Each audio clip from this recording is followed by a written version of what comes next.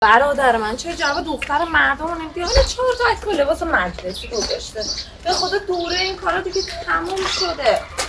بابا چرا بچه مردم رو میزنی؟ تو نمیدونی این چرا خوردم، ما اون خوب میدونه که من چرا زدمش. به اون خانمم گفته بودم زمانی که شما تنهایی اوکی حل، هر چیزی آزاده، با هر لباسی میتونی این کارو بکنی، اما نگاه به تریپ امروزیم نکنه. وقتی کنار منی یه سری چیزاتو فقط من باید ببینم، نه هر پلشتی که تو پیجته. یعنی چی؟ حالا موقع فرق من با اونا چیه؟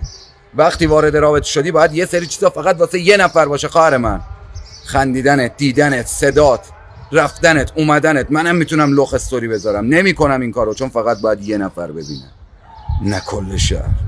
نفهمید؟ بره با یکی مثل خودش. او پیمان چی از این چرت پرتا تو کتمت من نمیده. بیفت بریم کار زندگی دارم بابا. دلمو هر بار شکوندی، حرفاتو پس نگرفتی. چقدر اون روزا قشنگ بود، چرا عکس نگرفتی؟